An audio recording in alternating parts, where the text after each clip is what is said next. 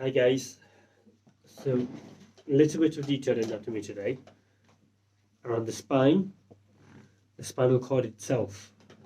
So I appreciate I've done some with videos on the regions of the spine, the three regions predominantly including the sacrum. I've done videos to help us to understand the terminology, for example when we use the C and then the number and the T and the number and the L, and then for example L5S1, T10, T12, C5, C6, all of that on previous videos, so have a look at those. What I haven't done is a video suggesting or helping us to understand the actual spinal cord itself.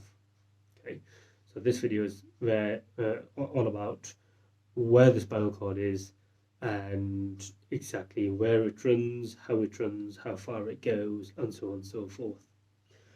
So we've got the vertebral column again and the spine. Just a polite reminder, this is the posterior, so you are looking at the patient from the back. The patient here is facing me, and that's the frontal aspect. This is the lateral, so the sides. Okay, so typically again, just a polite reminder, what we've got is we've got the vertebrae, we've got the pelvis, which is split into the right and the left innominate, and each of these, so this is kind of this whole complex on one side, that's one innominate, so that's the left innominate, all of this, and then all of this thing here is the right innominate. That splits into three parts: the ilium, the ischium, and the pubis. Okay, the spinal cord runs inside this vertebral column, inside it. Okay, so it is extremely well protected. Why? Don't forget, the spinal cord is one of two components that make up the central nervous system, the nervous system itself being split into generally two. I'm going to keep two. There is the enteric nervous system, which is a third part of the nervous system, but for the most part of it, let's keep two simple things. You've got the peripheral nervous system and you've got the central nervous system. The central nervous system comprising the brain and the spinal cord, which is connected, of course. Okay, it's like the brain and then there's like a tentacle coming off, so it's all connected. That's kind of the forebrain, midbrain, pons, medulla, and then the spinal cord. Okay, keeping on track here, I'm not going into neurology too much. The spinal cord is encapsulated within this vertebral column. Okay, so just like our lungs and our heart is encapsulated inside the rib cage and very well protected, this is probably more so. Okay, I'm going to now zoom in a little bit and I'm going to show you. So if I was to, and this doesn't happen in real as it were, but if I kind of open up this, you can just about see there's a little pipe inside there. You might be able to see that clear pipe. Difficult. Yes, actually you can see some elements of it. So this little pipe inside here, you can see. So there's a clear pipe, not the yellow bit, but this clear pipe here. That is where the spinal cord is. Okay, inside here. Okay, so if I zoom back out, the spinal cord runs inside that. That's what we call the spinal canal. So if you look at a vertebra from the top, you'll see there's a little hole in it. Some of my other videos, I've not got a vertebra to hand, but some of the other videos show that. The spinal canal, so literally like a tube, and a hollow tube, and inside that runs the spinal cord, which, like I say, like a tentacle. And then off that are all these little spinal nerves and all the nerves that come off it. Okay. Now, the spinal cord, this is the interesting bit now, doesn't actually run all the way down to the bottom. So this is the L5, this is the most, the last mobile segment in the spinal cord. That's the L5, so the fifth lumbar vertebra, because lumbar spine has 5 vertebrae. That's the last mobile segment. Again, excluding the anatomical exceptions, such as a lumbarized sacrum. That people will assume it runs all the way there. It doesn't happen. In fact, it only runs up to the L1. Okay, for the most part of. So 5, 4, 3, 2, 1. There's your L1. That's how far it goes. So it doesn't actually run the whole length. And the question is, well, why not? And I'll explain in just a moment. But before I do that, what's also important is from about T10, which is a few segments up, so L1, T12, 11, 10, because there are 12 thoracic segments. From here to here, what happens is the spinal cord, so as much as it's, like I said, like a tentacle coming down, it's uniform. But from this point onwards, the T10 point onwards, up to L1, it actually starts to cone off. And the analogy I tend to use when explaining this is generally, I use a pen.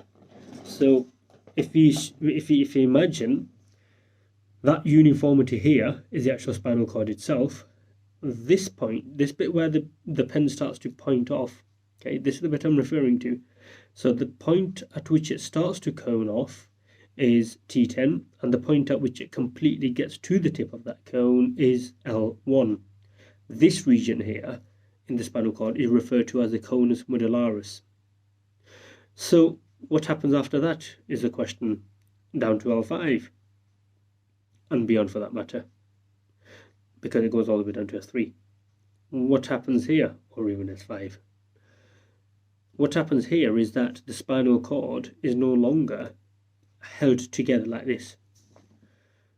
Why did I just say held together? Because in reality, this is a load of fibers, a little bit like a load of wires in a big chunky wire, a load of copper fibers held together very tightly, very neatly, might I add, all together.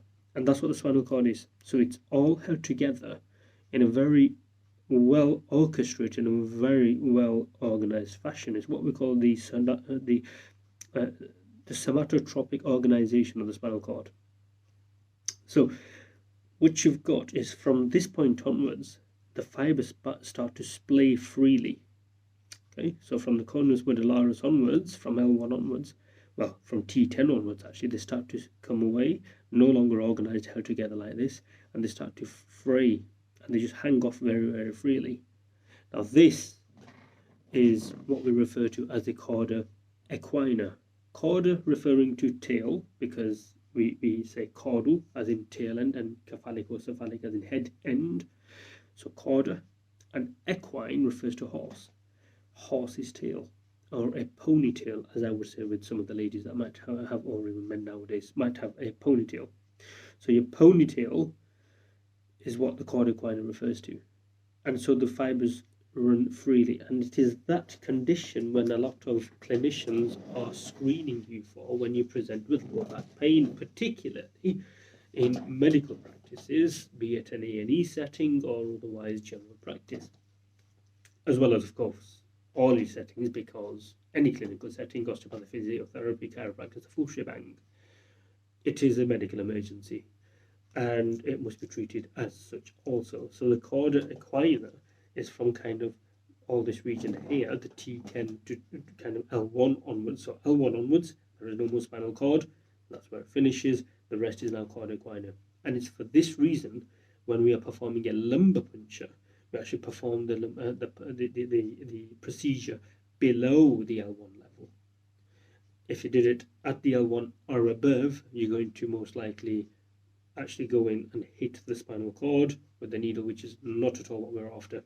We want we do not rather want to hit any fibers or nerve fibers in the ideal situation. So that's the cauda equina. That's your spinal cord. Runs, like I say, it's a continuation of the brain, and this is the occiput. Okay, so this is part of the cranial bones, and this hole here is what we refer to as the foramen magnum. And so the brain sits here. It becomes, like I said, the main part. Then you've got the brain stem, that continuation like a tentacle into the spinal canal.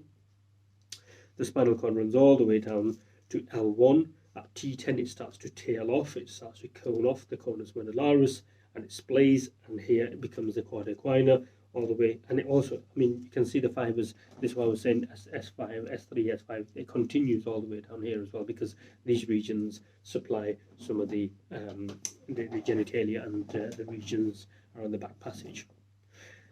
I hope that was useful, and I hope that's improved everyone's understanding, including mine, of the spinal cord. in the context of the vertebral column. Thank you for watching.